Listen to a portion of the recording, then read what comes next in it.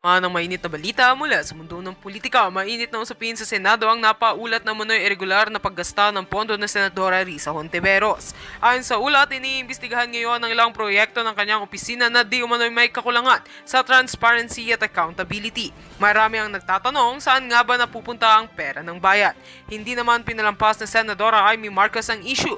Ayon sa kanya, hindi tayo dapat magbulag-bulagan kung may katiwalian dapat managot. Maging si Sen Amy ay nagpahayag ng pagkadismaya at giniit ang masusing imbestigasyon.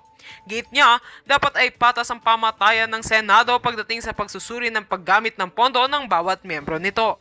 Samantala, itinanggi naman ni Senadora Hontiveros ang mga paratang. Ayon sa kanyang kampo, malinaw ang lahat ng dokumento at may mga audit reports na magpapatunay ng wastong paggasta. Aniya, ito daw ay bahagi lamang ng maruming pamumulitika lalo na't papalapit na ang halalan. Dagdag pa niya, handa siyang humarap sa anumang investigasyon upang linisin ang kanyang pangalan. Habang patuloy ang palitan ng mga pahayag, hinihikayat naman ng publiko ang transparency at hustisya. Dapat anilang unahin ng mga mambabatas ang kapakanan ng mamamayan at hindi ang personal na bangayan. Mula sa Senado, kami magbabantay sa mga susunod pang kaganapan. At yan nga ang mga balitang ating pagkakatutukan, at kung bago ka pa lamang sa aking channel ay huwag kakalimutang mag-like, share and subscribe para updated ka sa mga bagong balita dito sa Tatak Pinas.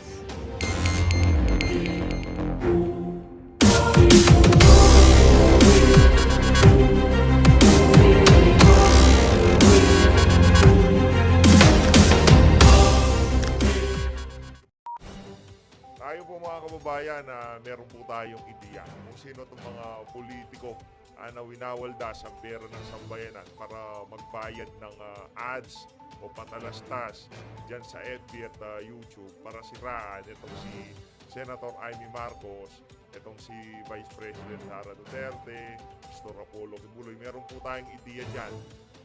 Sa tingin po natin, dahil nanggagaling ang post ng mga paninira na yan dito sa Pilipinas Today, at ang majority sa post ng Pilipinas Today pabor sa House of Representatives, malamang sa malamang yung posible na ang naninira dito kay Senator Amy Marcos galing din dyan sa House of Representatives. Yung WFPH. WFPH na yun po kasi nagbabayad doon sa mga ads kung saan minsan pinapakita nila yung mga accomplishment nitong si Romualdez, accomplishment nitong si Zaldico. Pagka nagbabanatan tong dalawang chamber, nagbabayad po ng ads itong WFPH para i-boost yung mga punto de vista nitong mga congressman na to. Itong Pilipinas Today po na itong mga kababayan, pagmamayari po to ng House of Representatives. Bakit kanyo? Puro balita sa House of Representatives yan Parang yung tipong hindi po nila kayang i-post doon sa official Facebook page ng House of Representatives. Dito po nila nilalabas yung sama ng loob nila. Kasi nga po naman hindi pwedeng i-post yan doon sa official page ng House of Representatives. So ngayon, trumabaho po sila, gumawa po sila ng mga ganyang klase page. Marami po yan, Pilipinas Ilocos, Pilipinas Today, Pilipinas Tonight. Pero iisa lang po yung content nila, tapos na-advertise po nila. Yung mga accomplishment nitong si Romualdez, dyan po nila ipinupost, tapos ina-ads po. Ayun na nga mga kababayan, bago po tayo dumako dito sa panayam dito kay Senator Amy Marcos ng SMNI, na kung saan nanawagan po siya dito kay Senator Risa Hontiveros na huwag gamitin ng Senado sa paninira o pagbira dito kay Pastor Apollo Kibuloy. Dumako muna po tayo dito sa post nitong Pilipinas Today. Ano lang naman, para malaman nyo lang po kung paano trumabaho itong House of Representatives. At ito naman pong balita na to, hindi sila bumabanat ng kagaya dito sa Pilipinas Today. Pero parehas lang po ang strategy ng mga yan.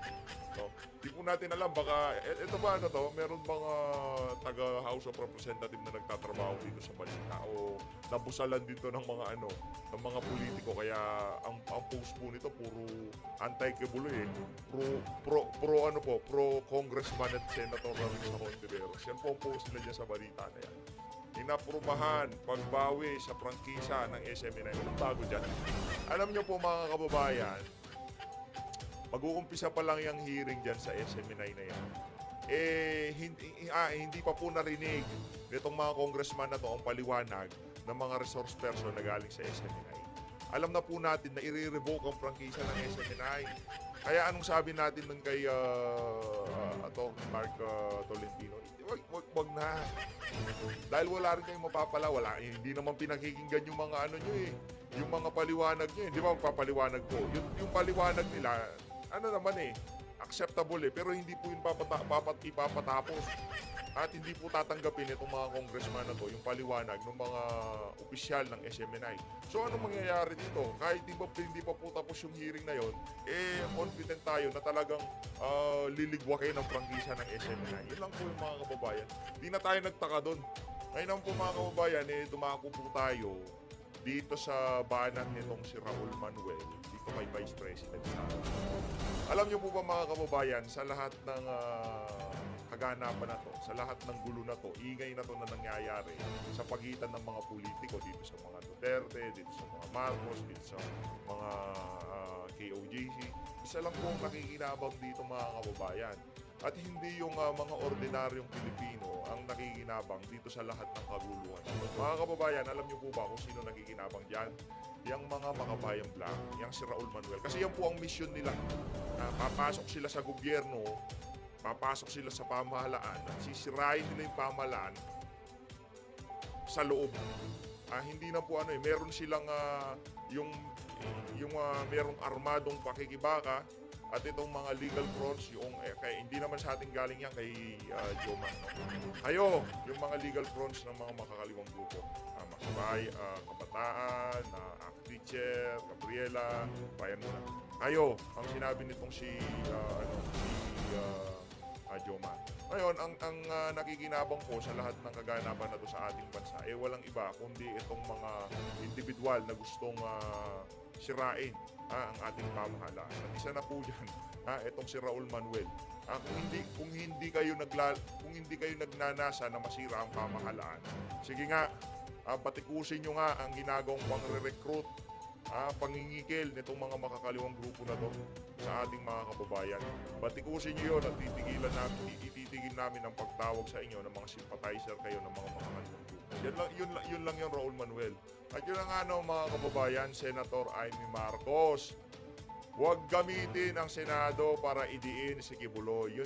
Yun po ang pag-uusapan natin dito. Kasi kitang-kita na po majority sa ating mga kababayan hindi na po talaga nagugustuhan yung mga pinagagawa nitong si Senator Risa Hontiveros. Umaalma na po yung mga kababayan natin dahil masyadong obvious itong si Senator Risa na ang dating parang meron na siyang personal na galit dito kay Pastor Apollo Kibuloy. Kasi presidente pa lang itong si Tatay Diggs, itong si Risa Hontiveros, talagang galit na po yan kay Pastor Apollo Kibuloy. Hindi po natin alam kung bakit ganun na lang po matindi ang galit nitong si Hontiveros dito kay Pastor Apollo Kibuloy. Pagka sinabi nitong si Senator Risa Hontiveros na hindi siya galit kay Pastor Kibuloy, napakalaking kalokohan po nun. Ayoko nang makaladkad pa ang Senado sa mga usapin na talagang tinatalakay na sa korte. Para sa akin, huwag niyong gamitin ang Senate. Hindi maaayos yung ganon. The Senate is not prosecutorial body. We only recommend new legislation. It is important that we stay in our mandate, sinabi ni Senator Amy Marcos. Mga kababayan, itong si Senator Risa Hontiveros, wala naman po siyang pakialam. Basta focus siya sa goal. Kailan lang po meron tayo nakitang post, itong si Yeda Romualdez at itong si Risa Hontiveros, parang nagkakaigihan sila.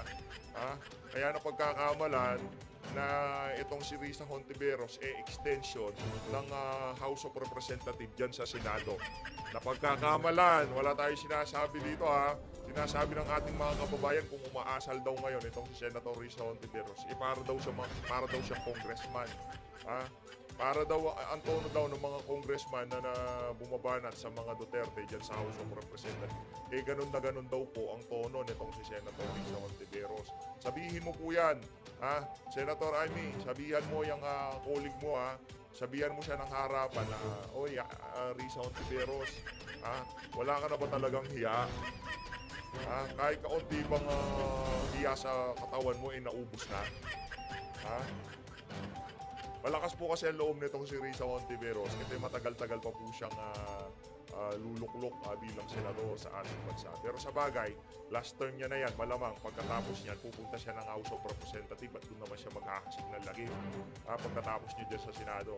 Pagka naman sa House of Representatives po, hindi naman ganun katindi ang kapangyarihan ng mga congressman na yan. Unless kung mayroong pambaking nitong si Marcelo Romualdez talagang pwede kang maghari-harian kagaya po ng ginagawa ng ibang mga congressman ngayon. No? Ito ang matindi dito, hindi pa po tayo nag-uumpisa sa ating reaction video. Yung mga ads na napapanood nyo, binabanatan na yung mga punto de vista natin. Ganun po nangyayari, no? Di pa tayo nag-uumpisa, yung mga punto de vista natin, doon pa lang sa patalastas, binabanatan na po tayo. So, yan. Ito na po, pakinggan po natin ito si Senator Amy. Yes, panay ang gawa nila. Laki-laki ng budget nila. Pati sa akin, alam ko, ang budget sa akin, ang binibida nga ng mga media na nagsusumbong din. Kasi sabi nila, hindi naman nila ayaw din nila yung ginagawa nila. Nasa 25 million daw yung pagbili ng mga Facebook ads, YouTube, at kung ano-ano pang video. Tutol sa akin, 25 million. Pero yung overall daw, nasa 400 million sa paninira sa ating lahat. Ngayon, yung sa Duterte at kay Pastor, malamang mas malaki pa. Talaga naman linulusta yung pera ng taong bayan sa kanilang ambisyon. Hindi maganda itong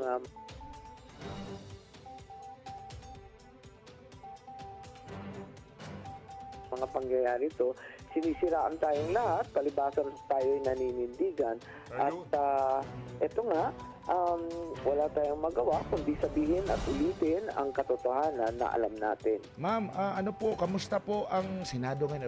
Nagkakaabalahan ng Senado sa kasalukuyan? Well, marami kaming naka-pending. Today is the last day of session. Bago kami mag-break para sa Semana Santa, kaya paspasan na makatapos ng mga batas. Marami naman nang na-discuss na at marami pinagbotohan na. So among them, eto nga, yung Seafarers Act naka-pending pa rin at sana matapos sa lalong madaling panahon at may mga iba't iba pang mga pending yung sa ating sa akin yung may pending na cultural diversity. Isa convention to ng UN. So maraming mga batas katulad nito. Alam natin na mas maraming mga panukalang batas na mas nakaka-relate ang sambayan ng Pilipino, pero may hindi naman inaasahan natin na may mga topic na pwede namang korte na lang sana ang sasagot po, Senadora. Na isinasama pa dyan po sa pagkabisi ng Senado. Well, yun nga, palibasa nga, naghahabol kami ng last 2 minutes, ika nga, ng aming session. Ayaw na. Ayaw ko, yung... Ano lang naman si Senator Risa Hontiveros kasi wala naman pong pakialam sa deadline yan. Doon sa mga agenda talaga ng Senate, wala pong pakialam. Ang agenda lang niya, ang kanyang ang goal niya. Yung goal niya lang talagang mapapunta sa Senado itong si Pastor Apollo Kibuloy at makontempt niya doon. No? Sinasabi na gagamitin pa yung Senado. Ayoko magamit ang Senado sa anumang ambisyong politikal. Kaya sabi ko, iwas na lang tayo dun sa issue ng kay Pastor Kibuloy. At sinabi ko na tutol ako sa pag-i-issue ng subpoena, ng arrest warrant, ng contempt order. Dahil nga, wala naman ako nakikitang bagong batas na kinakailangan. Kasi ang Senado, kung tutuusin, hindi naman kami prosecutor, hindi naman kami piskal, hindi naman kami korte. We're not prosecutional. Ang papel namin, lawmaking. Paliwanag mo yan kay Risa Hontiveros and Amy, baka hindi niya alam trabaho niya dyan.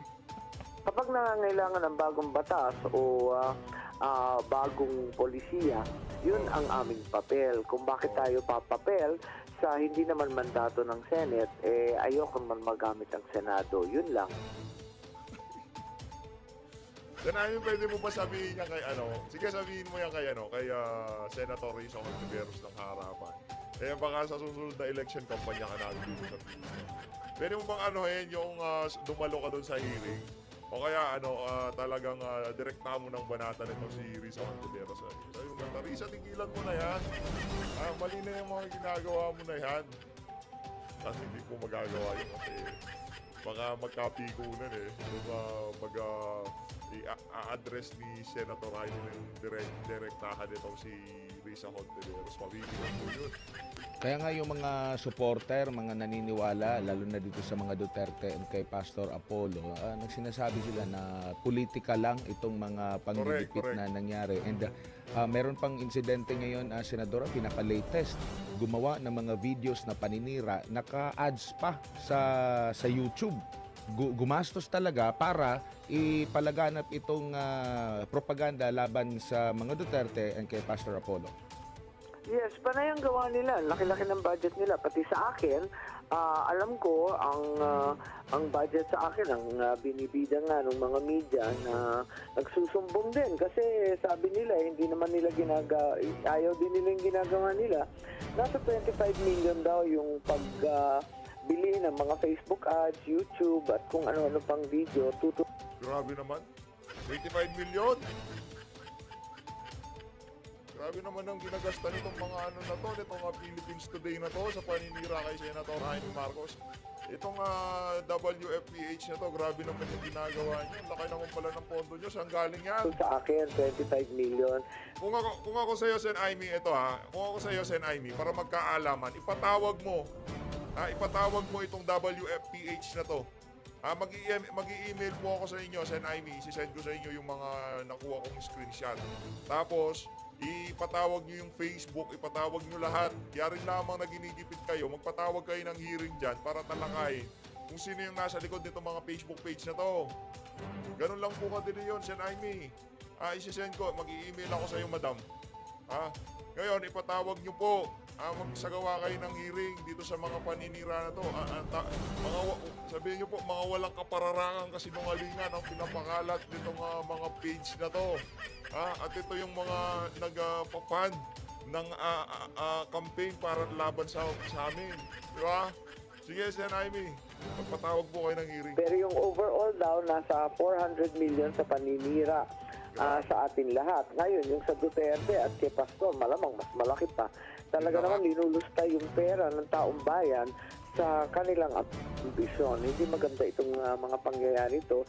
Sinisiraan tayong lahat, palibasan tayo'y naninindigan. At ito nga, tayong magawa kundi sabihin at ulitin ang katotohanan na alam natin. Kaya nga yung mga kontrobersya, ma'am, na mas malapit sa bituka ng mga tao, tila natatabunan na nito kasi nga ginagastosan nila, mas hinahype pa, mas pinag-uusapan. Yun nga ang ikinagagalit ko dahil halimbawa, mula sa poll nung pag-upo pa lang ni Presidente ni Bongbong ng aking kapatid, sinabi ko na noong 2022 pa lang, sinabi ko na kaagad ang unang dapat gawin is subuin yung agricultural smuggling. Mula noon hanggang ngayon, wala pa rin. Ayaw ipasa yung agricultural smuggling. Sino ba yung mga protector na yan na takot itaas yung smuggling na penalties? Tanungin po natin yung kapatid mo, galing po siya sa Department of Agriculture Di ba binatawan na lang nitong si isa po yan sa mga dahilan kung bakit hirap na hirap kami nasuportahan kayo, Sen Jaime, yung mga vlogger, nasuportahan kayo. Dahil dyan sa mga parinig nyo na yan, sino ba yung mga, kilala nyo naman Tanungin mo yung kapatid mo, sigurado kilala niya yan. Kung sino yung mga protector ng tag dito, mga smuggler. Tanungin natin si Lisa Smugs. Baka alam nila, tatanong Yan ang tayo. nagpapahirap sa bayan, pumapatay ng magsasaka at nagtataas ng presyo sa buong kapulungan. Bakit hindi yan ang unahin? Yan ang talagang tunay na urgent, ang pagkain. Ang bawat pamilya, talagang yan ang araw-araw na hinaharap at pinoproblema. Hindi naman yung tsa-tsa, hindi naman yung PI, hindi naman yung kung ano-ano. Ang talagang pinoproblema natin, ang gastusin. Ang taas-taas ng presyo ng pagkain, hindi na makatao. At alam din natin, yung gasolina, mataas din. Kaya lang, yung gasolina, alam naman natin, imported. Ang pagkain, hindi natin maintindihan. Dahil, ang pagkaalam natin, ang karamihan ng pagkain natin, talaga naman kaya natin itanim. Kaya na naman natin anihin dito sa sariling bansa. Kung bakit import ng import, may smuggling pa.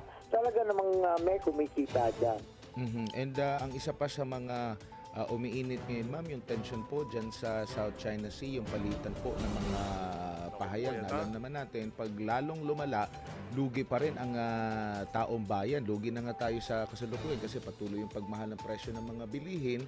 Wala pang malinaw talaga na tugon dito. Yet parang naghahanap ulit tayo, dagdagan ang problema ng taong bayan. Nakita ko nga may nakita ako na sinasabi galing sa Chief of Staff kay General Browner. At nalulungkot ako kung totoo man to. Hindi ko alam kung totoo kasi hindi naman authenticated. Pinapasa lang sa Viber groups na nananawagan na siya at kinukumusta at nagpapasalamat sa lahat ng nagsasabi na sila daw ay magvo-volunteer para ipagtanggol ang Pilipinas. Alam ko naman, matapang at hindi matatanong ang paninindigan ng Pilipino, no? Pero sa kabila nito, giyera na ba talaga? Bakit siya nananawagan na Mali. Browner, unahin mo itong si Sandro, itong si Vince, lahat ng anak nitong si Marcos Jr. na lalaki, yun muna unahin mo. Sila yung sige, sasama ako dyan. Sasama po tayo sa PH Update, ipagtanggol natin ang ating bansa. Pero gusto ko, magiging commander ko, itong si itong si, Sandro Marcos. Siya yung frontliner, gusto ko doon siya sa harap, yung anak ng presidente. Mga kababayan, wag po kayo magpaloko. Matatapang ang mga Pilipino. Ilagay po natin ang lugar kung talagang gusto makipag-away ng ating presidente. Una niya, gawin niyang frontliner yung tatlong anak niya sa kung ano man ang gusto niyang mangyari dyan sa West Philippine Sea. Sasama po tayo. Sige, sama tayo dyan. Walang problema dyan. Sama si PH Update. Kailan? Sama ako. Kaso siguraduhin nyo na frontliner itong si Sandro Marcos, Vince Marcos, at yung isa pa. Kalimutan po natin ang pangalan ng mga anak nitong si Marcos Jr. Pagka naging pagka nagkataon na sinabi nila, kami magiging commander, paglaban natin ang Pilipinas. Punta po tayo dyan. Pero pagka wala, pasensyahan po tayo. Baka pagka pinaputok yung unang paputok dyan sa itong mga anak ni Marcos Jr., pabilis pa sila sa alas 4 magliparan yung mga yan. Iiwan po tayo sa area ng mga yan. Itong si Gibo, kung meron kang anak, pamangkin, yung si Browner, kung meron man kayong mga kamag-anak na talagang gustong gigil na gigil, iunan nyo po yung mga anak ng mga politikong matatapang. Ayo po ang mauna. Ilid nyo po kami. Hindi yung tipong pagka magkakaproblema na magliliparan kayo, mga sat kalahating nga naman itong mga to. Ang gusto po nilang mangyari, magkagulo. Di ba? Pagka nagkakagulo na, mag-aalisan yung mga yan. Yung mga anak ng mga mayayaman, yung mga oligarko, yung si Sandro Marcos, yung mga Araneta, kung sakaling magka-problema, magkagera, kayo mauna, kayo mag-command sa amin. Di ba matatapang kayo? Kayo talaga yung nagpupush sa gulo na yan. Di, mauna kayo. Di ba ho? Ganon yun. Hindi yung tipong ang tatapang yun pagka nagka-problema na liparan naman kayo. Mag-voluntaryo na sa iba't ibang reserve forces, ibigay na daw ang mga sasakyan, pati yung mga aeroplano at helicopter, i-volunteer na daw sa ating sandatahang lakas. Nakaka-nervous to. Ano bang ibig sabihin? Susugod na ba tayo sa China o susuguri na ba tayo ng China? Ang akin kasi, bilang opisyal, bilang hinalal, Yan na nga ho sinasabi natin mga kababayan, no? Diyan po ba sa Davao, yung mga kababayan natin sa Davao, marami pa po bang pwestuhan dyan? Kung sakali magka-problema dito, siyempre, di ba, mahirap na. Kung si Sandro Marcos ang mangunguna sa aming pulutong, Sasama po tayo dyan. Pero pagka itong mga mayayaman na to, pagka nag-umpisa na yung problema, nagliparan sila, kayo na lang dyan. Anong sinusubo nyo yung mga mahihirap yung mga walang alam yung mga sinusubo nyo, pinag-aalab nyo yung damdamin ng mga tao, pero kayo mag-aalisan kayo, mga walang ikatong mga to. Ang pangunahin Baka yan pong mga mayayaman na yan, hindi lang po dalawa pasaporte ng mga yan. Baka 10 bansa pwede po nilang puntahan ng ganun-ganun na lang pagka gusto nila. Marami pong pasaporte yung mga bilyonaryo na yan. Anytime na gusto nila magpunta ng Amerika, wala pong problema. Punta ng Australia, Canada, kahit saan po nila pwede gusto pumunta, kaya po nilang gawin yun. Paano po tayo aalis dito sa Pilipinas? Kung sakaling magkagulo, hindi po tayo makakaalis. Itong mga mayayaman na to, iiwan po tayo sa area na itong mga to. Ngayon, yung mga tao sa Facebook, ang tatapang. Good job, sir. Tama po yung paninindigan nyo. Ay, no. Nakakalungkot lang po, nakakalungkot lang. tungkulin natin ay ipagtanggol at depensahan ang buhay ng bawat Pilipino. Kung ilalagay mo sa panganib ang buhay ng Pilipino, kasi atribido kang sumisiksik dyan sa away ng dalawang dambuhalang bayan, may kasalanan kang matindi sa taong bayan. Ayaw natin na magkagera. Bakit parang hat na hat sila makipagbunuan dyan? Hindi naman natin kaya ang China. Higit sa lahat, hindi naman natin kaaway. Sila nga lagi nagpapadala ng pagkain. Sila rin nagpapadala ng bakuna. Kung ano-anong tulong kapag bagyo kasi sila malapit. Yung US naman, matagal naman natin kaalyado. Di rin naman nating kaaway. Defense and Treaty Ally yan. Ano bang problema? Bakit tayo nakikisangkot dyan sa away ng China at ng US? At pati Sen Amy, baka merong deal doon sa mga freeze asset ng mga Marcos. Baka merong pag-uusap, hindi natin sinasabing meron. Sen Amy, baka merong